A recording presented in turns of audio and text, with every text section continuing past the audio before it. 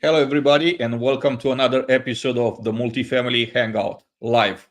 I'm your host, Adrian Danila, and I'm so excited to welcome all of you, to welcome our guests, our guest today, and also my co-host, Chris Morano. Before we do that, I do want to thank our sponsors from Apartment Snapshot and GPS Roof Leak Repair for being a great partner and making this broadcast possible. Chris Morano, take it away, sir. Awesome. Thank you, Adrian. I'm actually, we're all three of us are traveling on the road out in the Baltimore and DC area, making things happen on Capitol Hill. And I'm really excited because we have a great guest today with a great following. Looks like we've got a lot of people jumping into the room here who are going to ask a lot of great questions. But she has a wealth of experience, not just in operating multifamily, but also on the culture side and the leadership side. And she doesn't just do her work. She goes and brings other people into the industry, mentors them, supports them. So I'm really excited to hear some secrets and some knowledge and get her perspective. So without further ado, I want to welcome you, Melissa Joy from Village Green to the podcast. Thank you so much. I've been so excited about this opportunity, sitting down with two people I watch from afar, and excited to share a little bit about my story. Awesome. And Melissa, without further ado, I'd really love to hear, you're based in Cincinnati, but you travel on the road, you've got teams all over the country, you do so many different things. What I'd really love to hear is your story. How did you get into multifamily, and how did you get into the role and position you've gotten to today? Well, I will tell you, it is one of my favorite things in life to reflect and talk about my journey in this industry, because it's really become my life story. And I don't want to be defined by my career, but my career has really defined my life. And so first and foremost, I want to say that while I can't believe I'm saying this out loud, I have been in this industry. In April will be 30 years. I literally started as a part-time Saturday girl leasing consultant as a 17-year-old.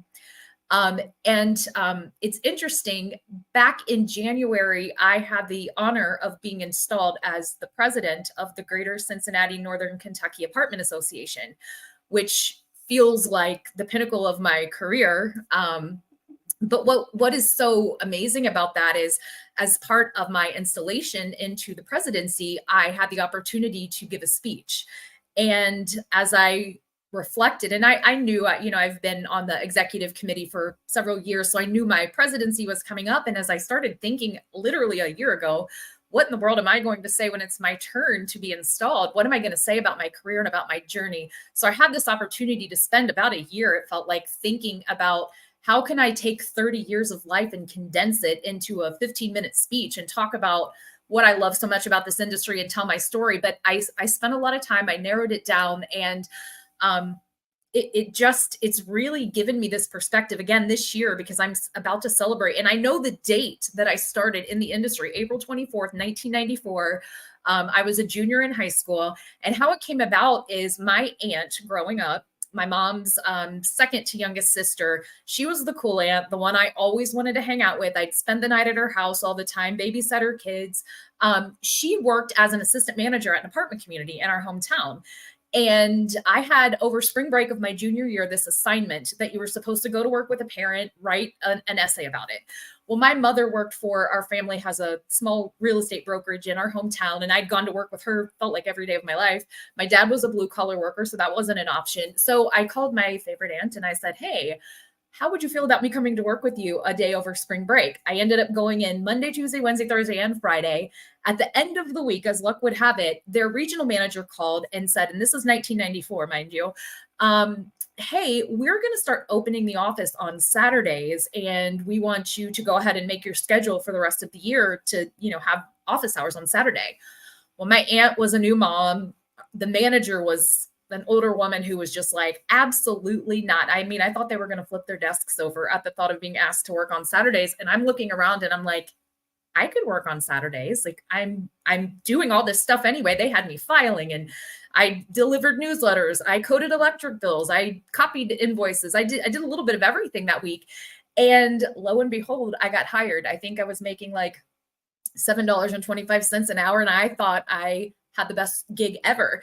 And how it worked out is that I worked there the rest of that year, all through my senior year. They ended up having me come in some extra times. And literally the month that I was graduating high school, my aunt got promoted to be the manager. And they asked me if I wanted to be the assistant manager. And I had plans to go to college and I was very excited about that.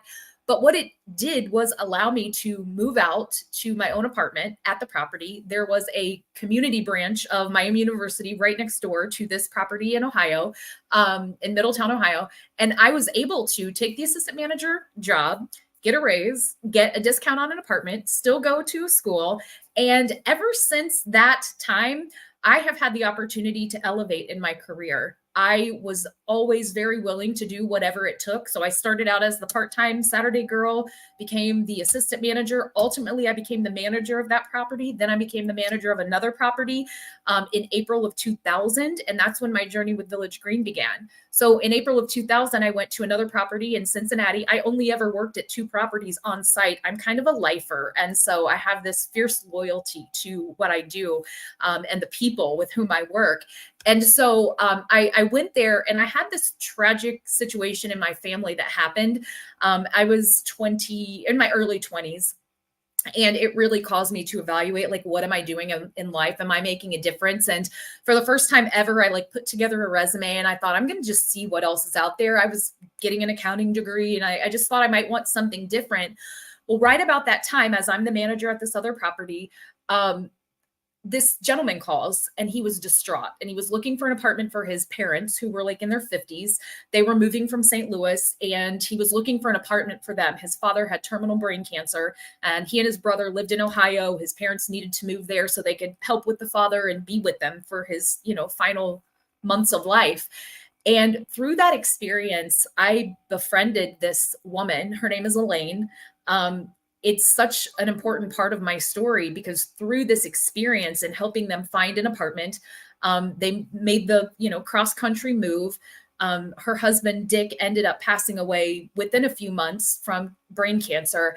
But I realized how important it is to do what we do in this industry, which is at the root of everything. If you peel back all the layers of what we do, we help people in their lives. And what I have found over the years is that when people move, it's either the absolute best time of their life, they're getting a new job, a new relationship, a new city, something exciting, or it's the worst time of their life. They've left a relationship. Someone has to downsize. They can't afford their home or job has changed. And it made me realize how impactful what we do is. And it's so funny, when I gave my speech for the apartment association, I talked about how I still communicate with Elaine. We are friends. We've been friends all these years. She came to my home when I had my son. We've stayed in contact. I visit her at least a couple of times a year. And it really just grounds me and reminds me that while, the apartment industry has blown up and its real estate is the best investment anyone can make, and multifamily is like something to be proud of in and of itself, the fact that we help people in the most important times of their life is really what keeps me motivated. And it keeps me feeling like I have a very important impact in the world. So I could talk for days about my story, but I think that's the highlight reel. Well, it's an amazing journey, amazing accomplishments. I'd like for you to share with us and with the audience, what are the best lessons that you learned along the way through your journey? What are some great lessons that you could share with us? Goodness. So on a personal level, one of the things that I have learned is to talk less and listen more, because everyone in this journey, and I feel so fortunate to have started truly grassroots. I mean, I started at the absolute bottom and have done every single thing that is to be done on site. I learned the importance of hearing other people and of paying attention to what matters to other people. In our industry, especially, there are apartments on every corner of every street in every city across this country. People have a choice where they can go and where they live. And so it's super important that everyone feels heard, and not just the people who choose to live at your communities, but the people who choose to hire you if you're a third-party operator. Village Green is exclusively third-party management. So for us, it's super important to hear from our clients. What is your business plan? What is your strategy? Are you buying this property for short-term or long-term hold? How can we help you as your partner accomplish your investment strategy? So hearing from people instead of telling people, especially at this point in my life and career. It's funny, I was at a dinner last night and I don't even know the last time this happened. I was the youngest person at the table by 1 year. And at my age, I feel like I'm constantly the oldest person in the room and I'm the motherly figure. And I remember taking applications as a part-time leasing consultant thinking I'm the youngest person, in any situation. And now I'm the oldest person, it feels like, in any situation. But especially at this point, people want to hear from me, like, what's your experience and what do you know? And what have you learned? And what do you think about, all of these things? I have to constantly remind myself that it's way more important to listen. There is a time and a place and a season for my experience and my leadership to prevail, but nothing that I have learned in life is more important than listening. And as a mother, that is the most important job that I have, and the most important title that I have. I have also learned, my son is 12, especially the last couple of years, like, stop talking. Like I have taught him a lot. I have, given him upbringing, and he still needs upbringing, of course, and guidance and leadership, but I want to hear from him, how he is feeling, how he's thinking, see how he responds. So being as much of a coach as possible instead of, the overly helicopter type parent. So I think personally, the listening more than talking is important. And then professionally, one thing as I have really zoomed out and, prepared again, I feel like this opportunity to serve as president of the Greater Cincinnati and Northern Kentucky Apartment Association gave me this beautiful gift of taking time and zooming out and evaluating all my life experiences. I have learned that, first of all, it's a very, very, very small world. It's a very small industry, and it's getting smaller by the minute, thanks to opportunities like this to connect with people virtually and to connect online. You never know who, when, where, why, and how you're going to run into people again, but you are going to. There are people who used to work for our company who now work for owners that hire our company. And so we are working with people in a new capacity. There are residents who live at one property, and if you're in the business of third-party management, you could be managing any property on any street in any city, and you'll meet these people again. Clients, we've had clients who work for one ownership group as an asset manager, and then a year or two later, they work for another group. So it's so important to make sure that you are constantly aware of how you are treating people, how you're representing your company and yourself, and that you show up with integrity and you show up with a spirit of serving every single day, because it's a small, small world. So those are the two I would probably narrow it down to. I love this. These stories are phenomenal. I think, as you mentioned about listening and learning from others, we both, I'm actually wearing my Leadership Lyceum badge here. Yeah. And if we think about the different types of program, from Leadership Lyceum to NAAEI to other programs that you probably have also done locally, how do you think about these different programs and how maybe they've impacted your leadership style, how important you think they are to other leaders and people getting into management? Is it important for them to try different programs, and how do you think about time and spending time to learn? First of all, I think it is invaluable. And if anyone is under the false impression that learning is a destination, that's something that I recognize. I am a lover of learning. If I could be a lady who lunches and just learn nonstop, I would seek every degree. I love formal education and higher education. And so I think there is a risk of thinking that you've experienced all there is to experience. And I joke about our industry all the time. Just when you think you've seen it all, something new comes up. Like, I don't understand how there is not reality TV based on the multifamily industry. Like, you just can't make some of the stuff up that we see and experience. But every variable that you could conceive exists in our industry. We have technology, there is accounting, there's human resources, there's financial and investment strategy, math, like all of those things. But what is equally critical, and what I think from my vantage point that I've learned the most through the programs, especially Lyceum, which I did a couple of years ago, is the value of connecting with people, learning from people, and then just the psychology of people and life.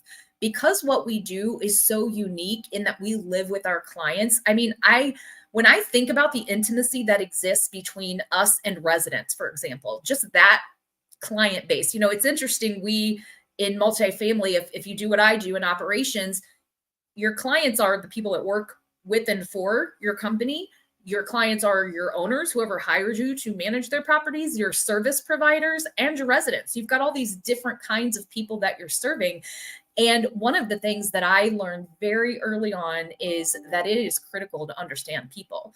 I feel like if you are interested in getting into this industry, having some minor in psychology is very, very important. Understanding people and how important it is when people are going through, again, what's either the best time of their life moving or the worst time of their life moving, like how do you serve them?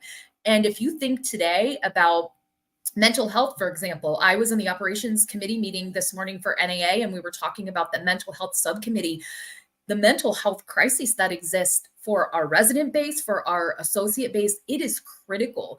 And so even if you have a wealth of knowledge as it relates to your field of expertise in multifamily, sales, operations, facilities, service providing, whatever that is, study people and study how people interact. And then if you zoom out even further, with NAA, and what I loved so much about Lyceum is there's a point in time where you have something to give back, right? Even if you're brand new in the industry, or if you've been in the industry for 30 years, anything in between, you have something to give back and something to inspire in other people. There is no shortage of need for mentorship. Of course, there's the need to teach skill, and there's a need to recruit and kind of proliferate the exciting things that are going on in our industry. Like, you are the most important part of what is happening in our industry. Our mission at Village Green is to create authentic experiences that lead to stories that people want to share.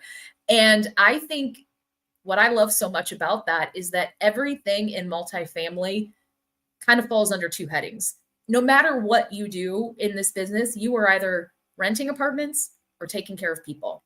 And so when I think about how important it is to learning about people and how and why people, tick, what it means to make them buy from you, rent from you, choose to get their products from you, choose to work for you, choose to renew their lease with you. It's all about how you are showing up for them and how you make them feel. Are they valued? Of course, are they getting a good deal? Like, at this point in time as consumers, like, there's enough information out there and enough tools and resources and technology. Like, there's only so much you can do when it comes to the pricing element, but there's no shortage of things you can do to touch people on a different level. So, long way to say that I think there is just a dramatic need to increase all of our knowledge base about relationship building and connecting as people. Before going to the next question for Melissa, I just wanted to say hi to everybody in the audience. I want to ask you to drop a line in the comments. Tell us where you're watching from today. Where are you located today? And to thank you for taking time out of your day to be here to hang out with us. So my next question for you, Melissa, is how, in your opinion, what are the most important qualities or skills that make a successful manager in general? We have managers of, many levels, entry level, mid level, high level managers, but what are some qualities and skills that will make a great manager? So I think the skills that it takes to be successful as a manager in this industry, which is demanding of you in many different regards, starts with the innate desire to do a good job. No matter what you're doing, you have to have the skill to want to do a good job. There is no question you have to be competent. And when it comes to being a manager, the definition of managing, is really about other people. It's about inspiring other people to do all the things that need done and keeping all of the balls in the air and making sure that people are showing up for you. And I think in this industry, especially because we are taking care of the homes that people live in, we know, when you think about how much we know about the residents that live with us, we know their credit score, we know what's going on in their personal life, we know their housekeeping habits. Like, when I was a property manager, I was like, I know more about the residents who live at this property than anyone else I know in my life, other than the people that live in my own home. Like, there's no real way to describe the intimacy that exists in our industry because we live with our biggest client base. And so I think managers have to really have, again, the competency to do the job. If you're a service manager, you got to have the skill to do the job, of course. If you're a property manager, you have to, know financials and things like that, but you really just have to have the personal skill that you do whatever it takes, the desire to do whatever it takes. I don't know about anyone else, but in this industry, I think job descriptions are really great chalk lines, but it would take every sheet of paper known to man to write down all of the possibilities that could come up on any given day at any given property in the world, really, because we're managing the lives of people. So I think this real emphasis on understanding people and also empathy. There was an article floating around a couple of years ago, and I've seen all of my friends reposted on LinkedIn about how empathy is the most important skill that anyone can have right now. And I fully believe that. If you don't understand and have the ability to process why people are showing up or not showing up for you the way you need them to, life is going to be really hard no matter what you're doing. And so I think we've got to have that skill set, managing leadership way more than you have to have the skill of learning how to, repair something or complete a report. Those things can be taught. That's huge. I was actually having some conversations this week with some folks around, I think, like you said, just listening. I've realized there's a time for giving advice and there's a time for just being an ear. Yep. And a lot of times people don't need advice, and many times the advice doesn't actually align. And I found much of the advice is bad. I love what you're talking about empathy and actually hearing, are you really listening to what that person's saying and what they really oftentimes are looking for? So advice from one person to another. So that's huge. I love what you said as well. And I'd love to dig in a little bit more about your leadership and your hard work and the people around you that you work with. As you talked about with the Greater Cincinnati, Northern Kentucky Apartment Association, what are some specific, maybe some initiatives you might be able to share, whether it's with them or with NAA or maybe with other partners? Are there some initiatives you're working on that you can share with us, maybe around getting more people involved or bringing people up to kind of pass the baton, as you mentioned about, being the youngest person at the table, number one. And of course, you don't need to go into that. I know it's probably a secrecy thing about the reality TV show, so we won't go there. But if you can share any kind of nuggets and maybe how people could get involved, and maybe I think there's some people in the audience who want to know how they should get involved. How could they help you? Yeah. So two things came to mind as you were talking and asking that question, Chris, and it made me very excited. First of all, I want to acknowledge it's very difficult for me to stop talking. I love talking. I love connecting. I love sharing stories. One of my closest friends in life said, Melissa, I want to tell you something, and it might not sound like a compliment, but it is. She said, you are the most prolific oversharer that I have ever known. And I love that about you. And I was like, whoo, thank you. I don't know how not to just, share, but it's very difficult for me to not share because I get very excited and passionate, especially when it comes to people and their story. Like, I just love the human condition. And two things came to mind as you were talking about that. First, I'll talk about as it relates to Village Green. Being the leader, I'm a senior vice president for the company. I oversee a region of about 11,000 apartment units today in Ohio, Kentucky, Tennessee, and the Carolinas. In my career, I have covered Indiana, St. Louis, Missouri, and Kansas City, Missouri. I've had properties coast to coast, Vancouver, Washington, Portland, Oregon, Atlanta, just all kinds of different markets. And so I have always had this very interesting geographic area that I've covered, which means I haven't had the one-on-one time, the quality and depth of relationship with people that you get in person. Like growing up being a property manager, working on site, you see those people every day and you get to have those water cooler conversations and things that connect you. And I picked up on it very quickly when I became a regional manager. And I was literally, again, at one point in time, my portfolio as a regional manager included a property in Portland, Oregon, Vancouver, Washington, St. Louis, Missouri, Dayton, Ohio, and Atlanta, Georgia. And I was coast to coast. So I just didn't have the quality of time. And what I learned is that when I was there and when I was in person, it was so critical to build the relationship and to build the trust with people.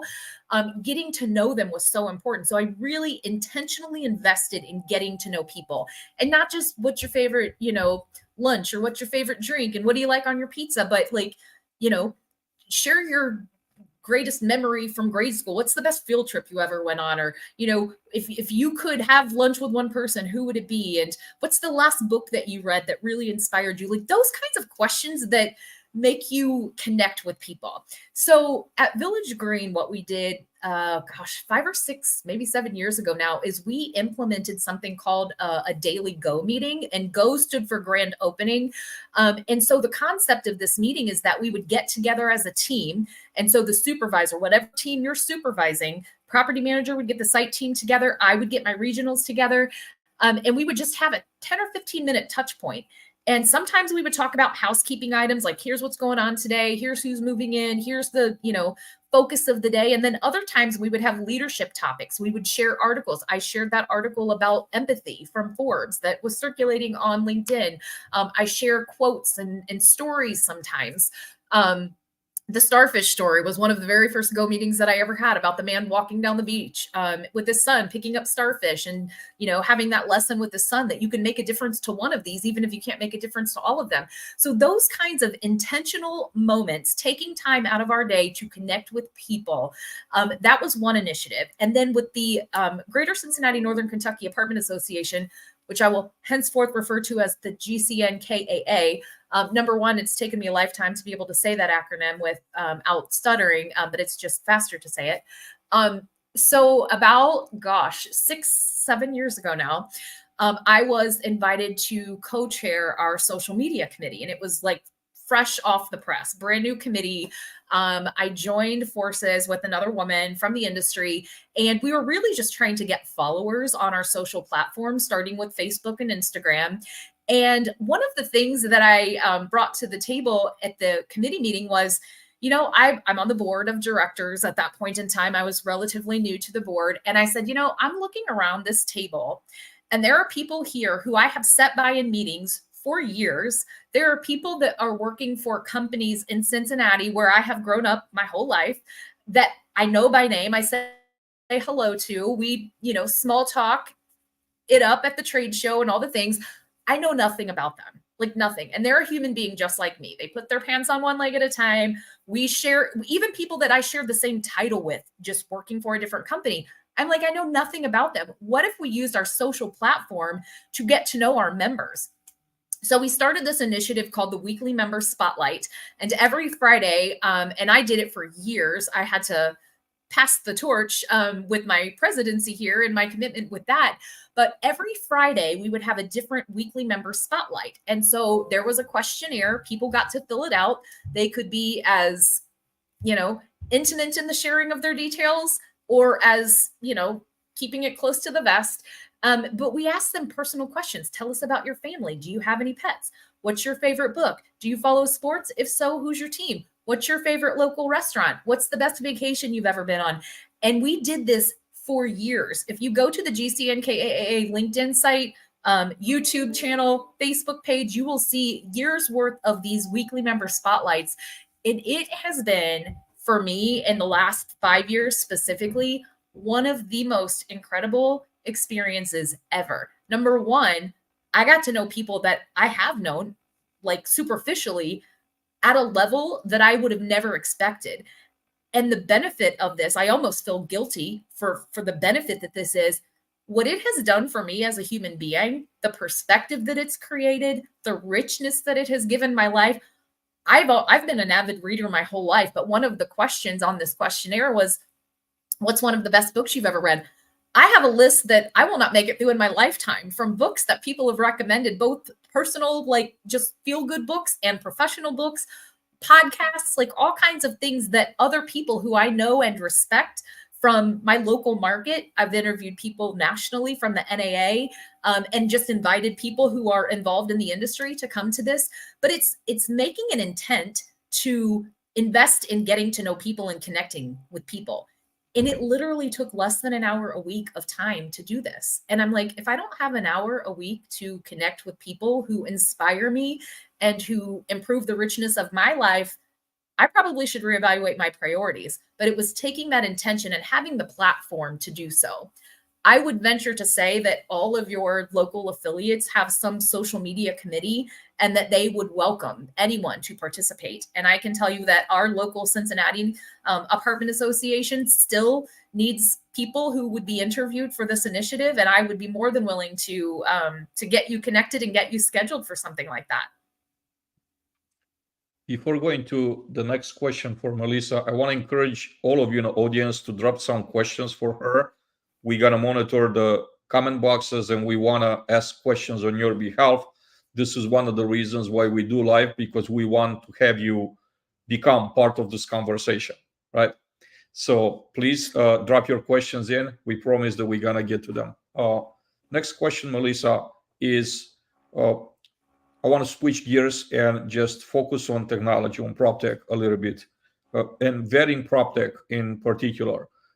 Lately, I've been having a lot of conversations with different operators, and one of the challenges that property management companies do have is that, like, a very large stock of tech that's out there. Sometimes, requirements that they have for leasing agents, like a leasing agent, entry-level person needs to know like 50 or 60 to be proficient in 50 or 60 different pieces of software. And this is a nightmare, and is really unrealistic to get an entry level. You pay someone entry level, and the expectation is that, they got to be proficient in 50 or 60. So it's not sustainable. How we as an industry could do a better job at, like, vetting prop tech better, and then, like, make it doable for our employees at the site level, especially, so we're not giving them a feeling that we're, instead helping them, we're punishing them with technology. That is a great question, and something that is absolutely at the forefront of many, many conversations as operators. I can tell you, the advice that I would give to the people who are creating the technology and or promoting the technology is to make sure that you're starting with the right people at the right places. I think you're probably asking about, the user of technology more so than anything else. But I will tell you, even in my role, like, I'm not the person at Village Green who anyone would want to talk to about technology. We have a director of technology and a vetting department, and the people that put the thought into the technology that we use, it's kind of like, start there.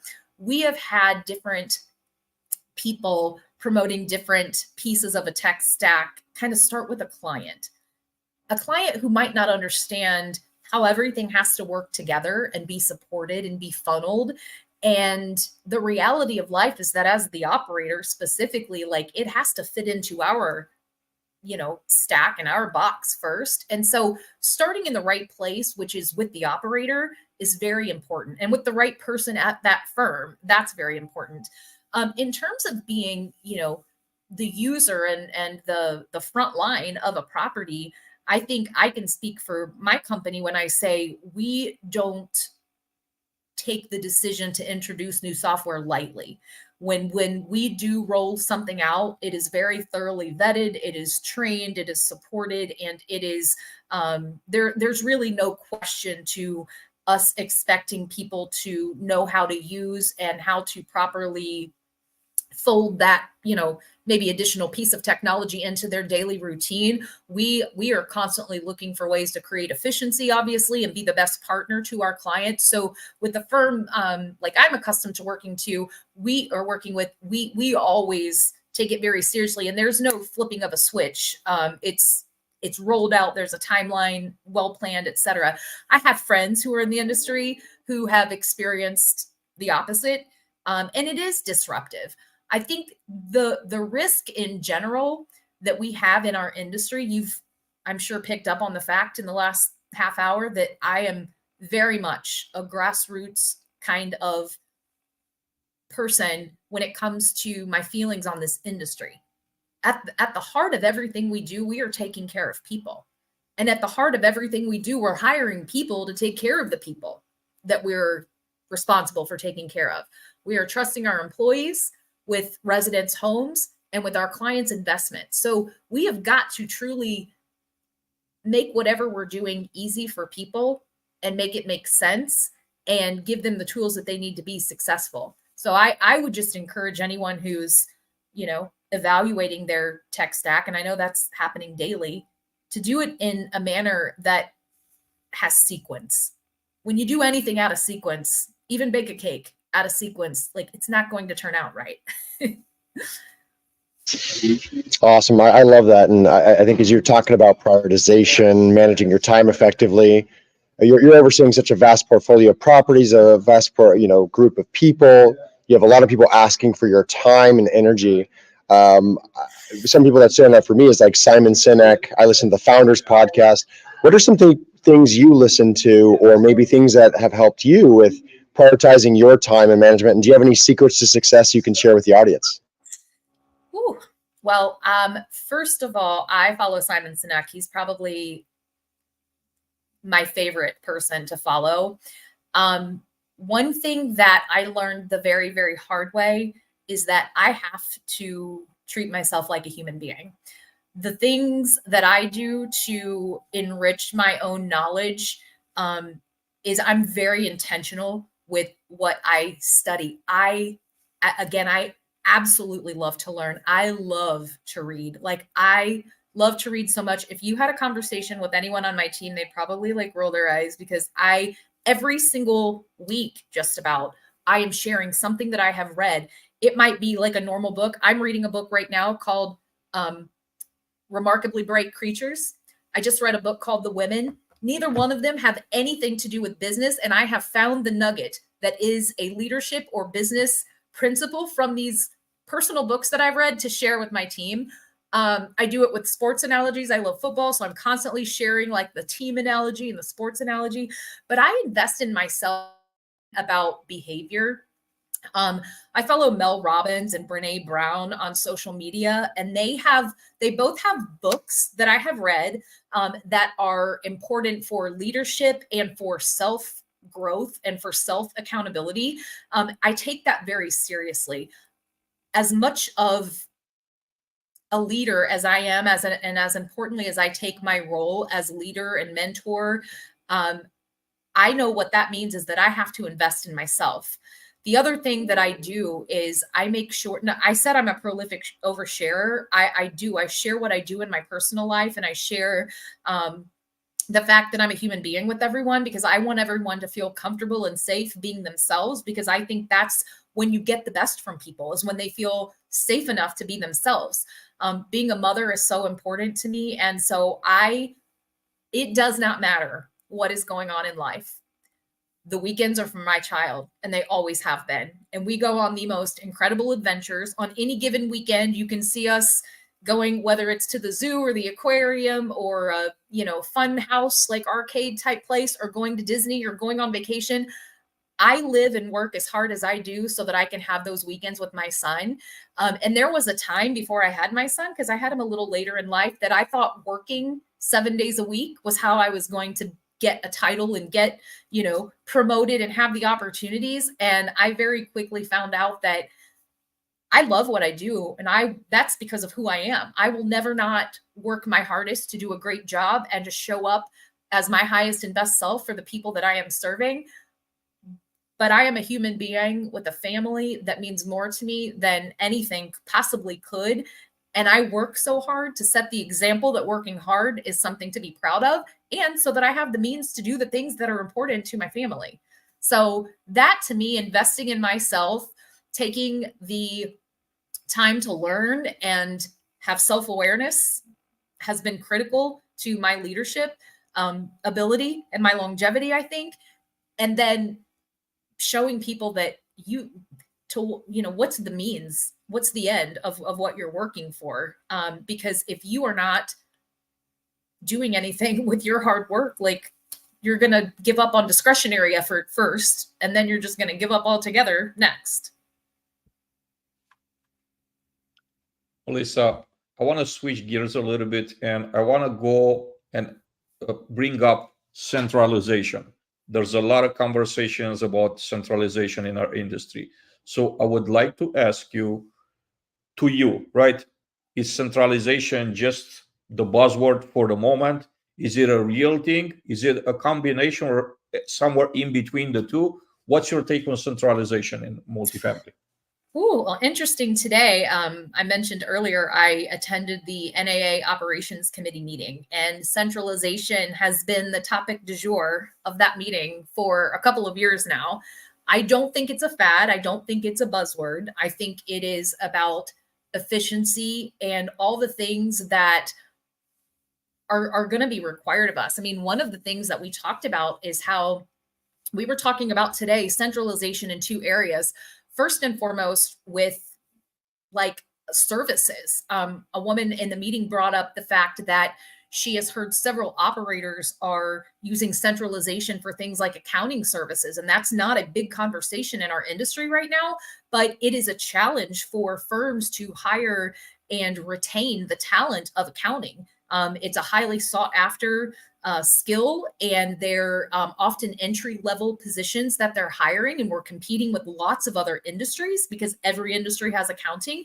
And so that was one level of centralization. And then the other thing about centralization is that with all of the rising costs that owners of apartment buildings are facing today, if you only focused on taxes and insurance, which has been a huge subject, especially at the Advocate Conference this week, where people are meeting with, all of their representatives about, what we need to continue being successful in this industry, having the ability to create efficiencies in operation expenses is critical. So I think that there will always be varying degrees of what centralization looks like centralization for a third party operator who doesn't own the buildings that they're managing is always going to look different than centralization for a smaller operator who might have the ability to be nimble because of their geographic footprint. Those kinds of variables are going to exist, but there's no doubt it's here to stay, and it's going to be the National Apartment Association is going to be looked upon to share data. We talked today in this operations committee meeting about some of the subjects that we would like to see data shared when it comes to centralization, and something like collections and accounts receivable came up. And there is someone on the committee who represents a collections firm, and he said, I would love to share some data because centralizing something like collections could really impact in the most favorable of ways an owner's ability to get their money back.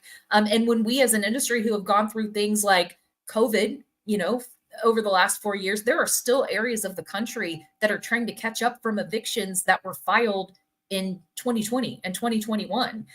That is wildly impactful. So centralization from all of these different angles, it's here to stay. And I think it's going to be a very relevant conversation, and something that's going to have varying degrees of impact for, the different operators and the different owners in this industry.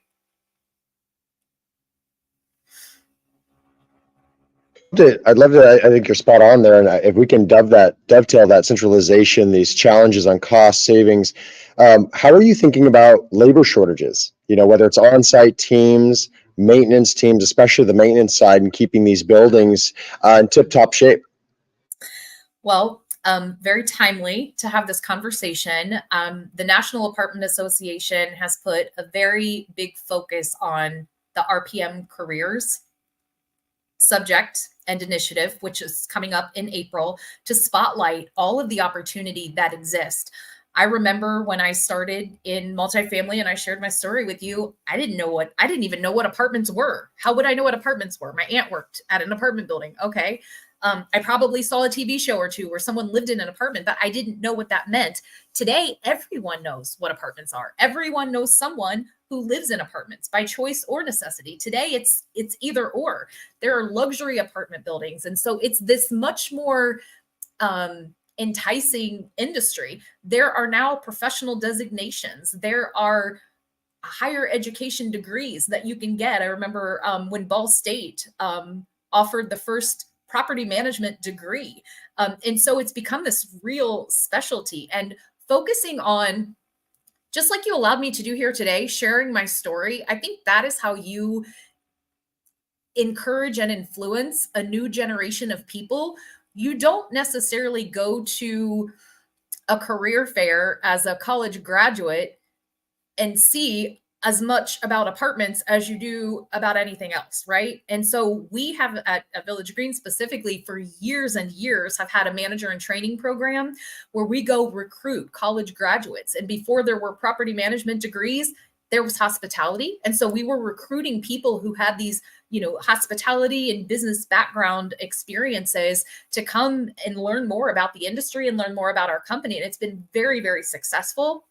So I think for us, of course, we've got to take advantage of the traditional ways to recruit people, but we've also got to really influence people to consider this industry. I love the social media phenomenon that has been the last 5 years specifically, where our industry has really impacted LinkedIn. It's funny, my significant other is in the pest control industry, and I have gone to some conferences and I have made friends with, his group of professional friends and acquaintances. That industry is so wildly different than ours. And when I follow a lot of pest control professionals on LinkedIn, I'm like, what our industry is doing is so special. And while we can both, I'm sure, take pages from each other's playbook, like we've got this dynamic group of people in our industry. The personalities that exist in our industry, people who want to take care of people and people who do whatever it takes to get the job done, especially if you've ever worked at the site level, like it's a different breed of people. So sharing our story and putting it out there is the way we're going to influence the next generation. And then you, of course, have to give them a career path. You have to show people you can, the CEO of Village Green started as, a leasing consultant and has a story that is not too different than any other person you meet in this industry. So you can truly come to this business knowing nothing about the business and end up running a company and end up influencing thousands of people in your career. So that story has to be perpetuated. I love that you're bringing up storytelling. I think this is such a powerful tool that's grossly underutilized in general in life. But I think our industry needs to do a better job using that tool, because there's just so many amazing stories. Your CEOs, I know personally so many leaders in the industry, executives that came from nothing, from entry-level positions and made it so big, leading multi-billion-dollar companies. It doesn't get a whole lot better than that. Melissa, I want to stay with 2024 and then look beyond 2024. You're hearing a lot in a third-party management world. You're managing all sorts of assets, and you work for all sorts of clients. What are some trends that you're seeing in 2024 and beyond? What are some challenges that you're seeing our industry facing this year, and what are the opportunities to overcome those challenges for us? Well, many of the things that come to mind as challenges for this year and beyond are things that we've touched on during this conversation. I think from an operations perspective, the cost of doing business has risen at a rate that the cost of income is not quite raising to. I think over the last several years, rent growth has slowed down, but the cost of hiring people and paying people, wages have increased, and the cost of materials, goods, and services has increased. Taxes, I mean, even personally, the taxes in my county doubled. It's insane.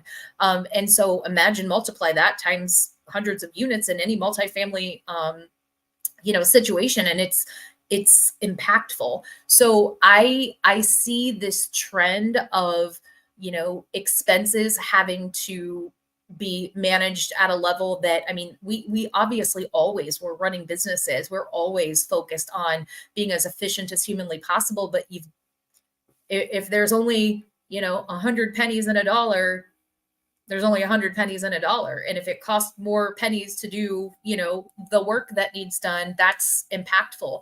So that kind of focus and creativity is important.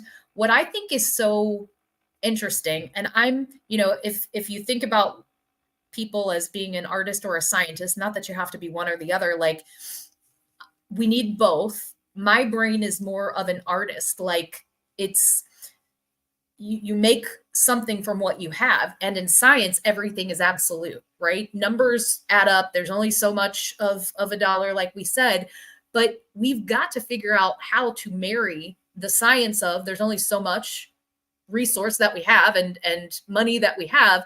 What kind of creativity can we bring to the conversation to impact that? And I think to like resident relations, for example, if you have fewer people moving out, then you need fewer people moving in. And if you need fewer people moving in, that's less cost in advertising. It's less cost in turnover expense and getting apartments ready. And you're spending less and you're keeping people happy. And those happy people are telling the story of being happy. And so how can we influence people to stay longer? Because that is one that has never changed, regardless of how much it costs to do business. Like we've always had that power. Like we've always had the power to click our heels and give people those experiences. Now you can't change the fact that maybe someone needs bigger or smaller or different geographic location or something like that. But if people are moving across the street or down the road, like why? What can we do? How creative can we get to keep people here? The other thing, trend wise, obviously the whole challenge with employment. I've become increasingly aware of my age, which is both painful and beautiful as a woman. I love that I've become wiser and smarter and proven to myself that I can survive, anything thus far. I'm 100% successful of surviving every day so far. But what I've seen in this generation that's so different from me, and I feel like, maybe people of my age, is that people are not afraid of making a change. People are using the word disposable doesn't feel good because it's not a great word, but gone are the days where people are staying and working through the hard times. Like I work harder when times get harder because that's what it takes. And I do what it takes. And I have seen that not everyone feels like that. And sometimes people will literally go take another job for $1 an hour. And I'm like, are you evaluating though the culture? Are you evaluating the cost of the experience that you gain and the integrity that you gain from being able to say, I've held this position or I've worked my way up? It's this like instant gratification almost. And because people get desperate, they often hire people who are not qualified to do the job because someone has, it's like, do you pass the mirror test? And it puts all of us in this position where we don't have people with the same amount of longevity as we used to. And I'm all for growing your career and I'm all for opportunities. But I think if people, especially, at a company like Village Green, we have such an emphasis. Village Green actually won the National Apartment Association Award for education last year for our education program and our investment in development programs internally. And I see people who miss out on the opportunity to grow in their career because they think, what's over here, the grass is greener. And do you know how many times people have come back to me and said, can we come back? You've heard the boomerang phrase. It wasn't greener over there. And yeah, I may have gotten a raise or I may have gotten the title that I thought I, was ready for, but it's not what I want. So this learning to manage that mentality and just the challenge that exists, because it's a much different labor market today than it has ever been in my career. Those are the trends that I think are most impactful to us right now. And the root of everything that I stand for, which is the human connection and the empathy and the, getting on a human level, no matter what it is that you do, remembering that we're renting apartments and taking care of people, is the way to tip the scale in our favor and to get what we need out of relationships. These stories are awesome insights. I think you talked about the small talk versus the real talk, right? When you get together with people, you meet people at events. We're in the same building right now on different floors, but we'll definitely sync up. I love what you said about your kids and sharing, and I think it's so important. I think a lot about paternity leave and how there are these things that you think about at one point in your life and you have one viewpoint and then you learn something new. For me, that was a big thing, was like, making it a thing and standing up for others, because if you don't speak out, you don't share about your kids, then other people don't see that, and they have to see it from leaders. So thank you for that, number one. Number two, family first and importance of that. So I think the question I want to ask you here is kind of two questions. Feel free to take it how you like, but being at the top, journey to the top, especially in leadership, can feel very lonely at times. And I want to get your take on what keeps you going, number one, and number two, is there an influential person in your life that is a close friend or mentor, or someone who's maybe made a major impact to you that you can maybe call out and share a story about them? Ooh, wow. Well, first of all, I don't feel like I'm at the top. I have a title that means I have a lot of responsibility, but by no stretch do I feel like I have, any more important of a position. As a matter of fact, one of my pet peeves in life is people saying, "Oh, you're so busy," or "You're so this." I'm like, you know what? I am no more or less busy or more or less important than anyone. I just have different kinds of responsibilities. And I've had the fortunate reality that I've had more years in my life to do what I'm doing here. And so I will say it has, for me, the loneliness or the isolation, and I absolutely have felt it, has come from, number one, I take my position very seriously and I am a consummate professional. And being the prolific overshare that I am, I have to keep that very personal, because I absolutely do not cross lines when it comes to professionalism. Being a third party operator, people want me to overshare about other clients or other, even on site resident situation. Like, there's a line, and it's a professional line, and I take it very, very seriously. And I often feel like people want to take advantage and get information that I would never share out of sequence. I take the responsibility that I have to be confidential when I am dealing with professional matters, important, which is maybe a good offset to the fact that I'm very willing to share what goes on personally with me, because I kind of remember the time of my life where I looked around and I'm like, okay, everyone's human.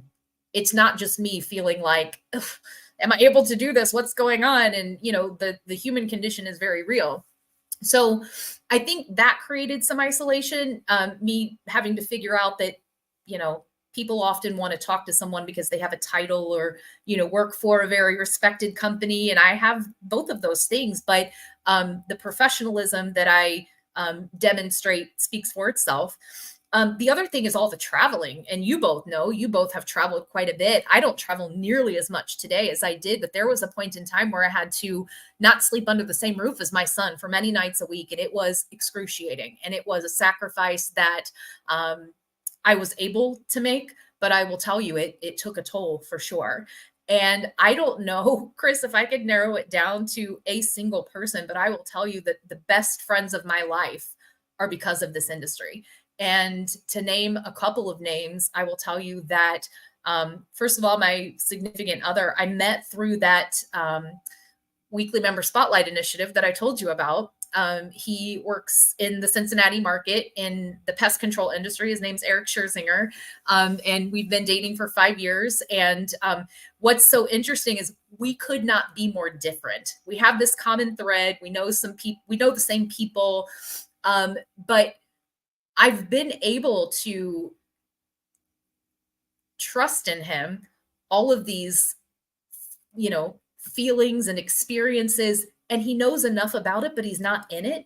And he knows the people that are involved in it, but superficially. And it's just made for this really amazing relationship where I kind of have the best of both worlds. And it's also opened my eyes to a whole different industry that is, again, somewhat aligned to what we do. And I've had the opportunity to go speak at the National Pest Association conference, which was great, and share like perspective as a property operator.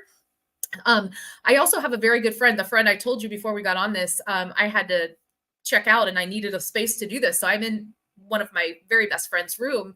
And he is a vice president at a company, a development company in Cincinnati. And I met at the Apartmentalize conference about 5 or 6 years ago. And my son was the ring bearer in his wedding a couple of years ago in Vegas in a pool.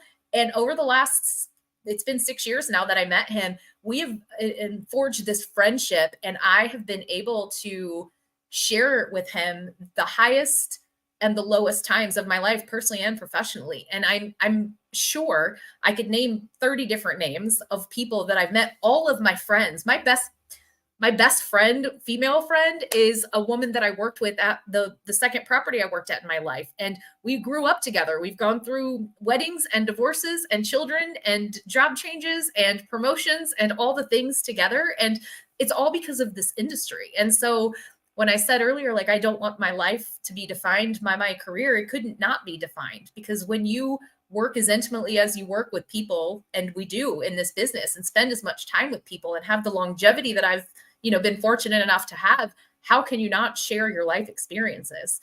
The girl that I spoke of, her name is Stacy. And when I think back on all of the life-changing events that shaped me as a young woman, like, she was there for all of them, every single one of them.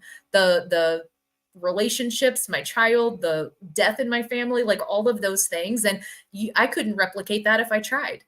So, it can be lonely sometimes when you need someone in the moment, and you can't, overshare on a professional level, but the friends that I've made along the way balance that out without doubt. Melissa, thank you so much for being with us, for hanging out with us for an entire hour. Even more than that today, we really appreciate your presence here. A lot of wisdom, a lot of insights. I can't wait to replay the whole conversation and to pull the nuggets out of it. That's my favorite part of the entire conversation, besides the live experience. I do want to ask you final question, and it's one of my favorite questions. We're in this for a short period of time. It might seem like it's a lot, but it's really not a lot at the end of the day. How would you like to be remembered? I would like to be remembered as someone who deeply cares about people. I have a belief in life that we all have our portion in life, and what's mine is mine, and what's yours is yours. And there is enough for all of us. And if we treat people with the respect that they deserve on their worst days, as much as we do on their best days, we're all going to enjoy the portion that we have set aside for us. So I would like to be remembered as someone who respects the human condition and shows up for the people in my life to the best of my ability every day.